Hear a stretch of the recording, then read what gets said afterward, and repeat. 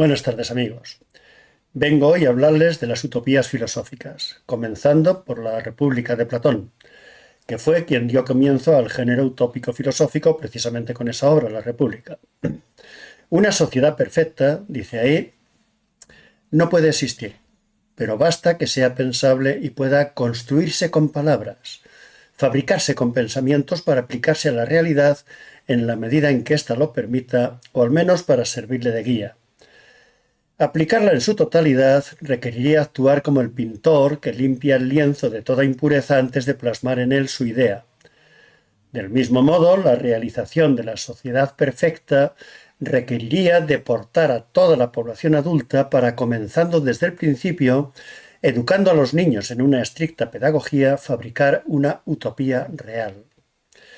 Una sociedad perfecta es una sociedad necesariamente dividida en clases, asegura Platón. La razón y la fuerza deben reunirse en la persona del filósofo rey, que encarna la virtud de la prudencia. La clase de los guerreros, la segunda, que habrán de vivir en perfecta comunidad de bienes e hijos, encarna la de la fortaleza. Y la tercera, la de los obreros e industriales, a quienes se han de entregar las propiedades y las riquezas, encarna la virtud de la templanza. Una sociedad así es perfecta, aunque desde luego irrealizable. Es perfecta porque en ella reina la justicia o armonía entre las tres virtudes antedichas, como es perfecto el hombre individual que logra la misma armonía entre las partes racional, irascible y concupiscible de su personalidad. En segundo lugar, debo mencionar las utopías renacentistas.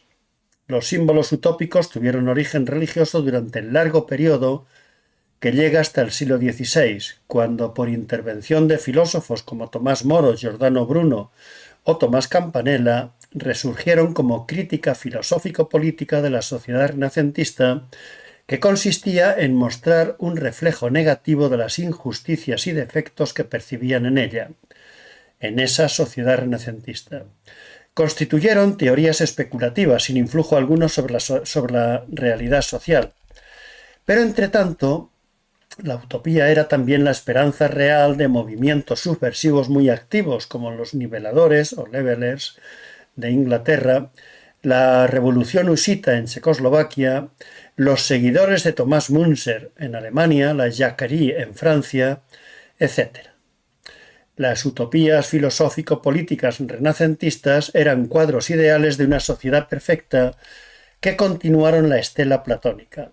Nacieron al calor del descubrimiento de América, una verdadera sacudida para las ideas políticas de Europa porque había que legislar para sociedades tribales recientemente conocidas, también sociedades estatales, y porque el conocimiento de su especial organización resucitaba controversias e ideales utópicos antiguos. Fue la época en que unos creyeron descubrir la vida del salvaje como la de un ser naturalmente bueno, noble y vital, y otros la de un ser brutal y violento.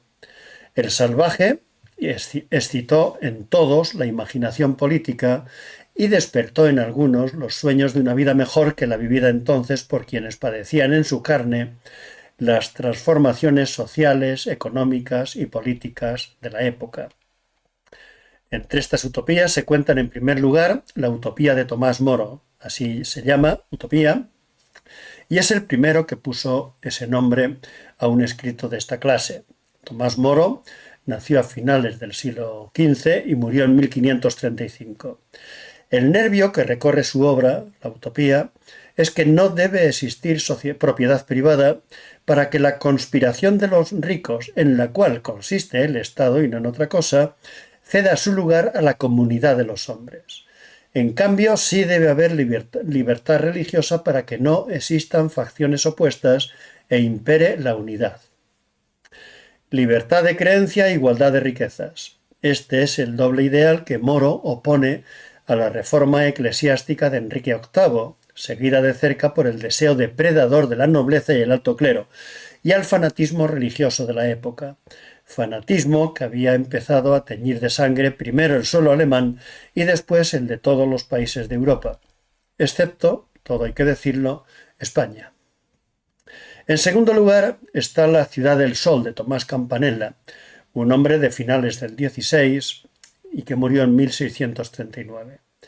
Igual que Moro, Campanella creó que una sociedad perfecta tiene que ser universal y estar organizada en régimen de comunidad de bienes.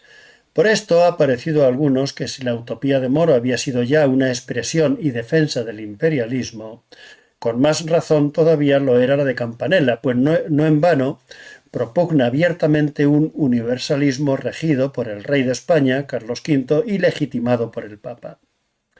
Y dice literalmente Campanella en un pasaje de su libro: así España descubrió el nuevo mundo para que todas las naciones estuvieran bajo una sola ley. No sabemos nosotros lo que hacemos, pero Dios sí, cuyo instrumento somos. Los españoles buscaron nuevos países por el deseo de oro y de riquezas, pero Dios trabaja para más altos fines. Hasta aquí llega la cita que yo quería contarles de Campanella. Los fines individuales de los conquistadores españoles estarían siendo entonces el hilo con el que Dios cose el tejido de la historia universal. Una cosa, desde luego, es el fin de los agentes y otra el de la obra traída por ellos, aunque sin saberlo, a la realidad. Vuelve a decir el autor en otro pasaje de su obra: ellos dicen que la propiedad en cualquiera de sus formas nace y se fomenta por el hecho de que cada uno posee a título exclusivo casa, hijos y mujeres. De aquí surge el amor propio, pues cada cual aspira a enriquecer a sus hijos, encumbrarlos a los más altos puestos y convertirlos en herederos de cuantiosos bienes. Para conseguirlo, los poderosos y los descendientes del noble linaje defraudan el erario público. Los débiles, los pobres y los de origen humilde se tornan avaros, intrigantes e hipócritas. Por el contrario, una vez que ha desaparecido el amor propio, subsiste solamente el amor a la colectividad.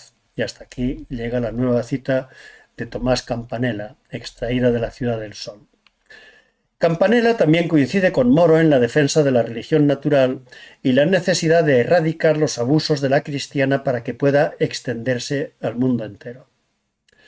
Menciono también La Nueva Atlántida de Francis Bacon, un hombre nacido en 1561 y muerto en 1626. La utopía de Bacon, aparecida bajo un título de resonancia platónica, dicen algunos que no debería clasificarse como obra de pensamiento utópico debido a que no se trata en ella la comunidad, sino la técnica, que tantos temores y esperanzas ha despertado desde el Renacimiento hasta el día de hoy. En Bacon, sin embargo, solo cabía la esperanza, no el temor. Su obra soñaba con cosas como la transmutación de los metales, la generación instantánea, un vino tan fino que podría atravesar la palma de la mano, el submarino, el avión y toda una serie de adelantos que traerían la felicidad a los hombres. Su sociedad utópica no es una comunidad bien ordenada, sino una tecnocracia de la que el orden y la justicia habrían de brotar espontáneamente. Es el dominio científico de la naturaleza el que ha de traer por sí solo la organización humana feliz y justa de las sociedades humanas. Otras utopías son la Commonwealth, The Commonwealth of Oceania, de James Harrington, un hombre del 17 que situó su comunidad perfecta en una isla del Océano Pacífico. Es que el mundo se había hecho más grande que en tiempos de sus antecesores Tomás Moro y Francis Bacon, que habían situado las suyas, sus utopías, en el Atlántico. Debe también mencionarse el viaje a Icaria, de Etienne Cabet, un hombre del 18. Hubo asimismo una mitología floreciente sobre el mismo tema, la leyenda española de la isla de Jauja, El Dorado, a cuya búsqueda se entregó Lope de Aguirre, etc. Y dejo aquí el vídeo porque en adelante hablaré de las utopías socialistas en el próximo vídeo. Hasta otro momento, amigos.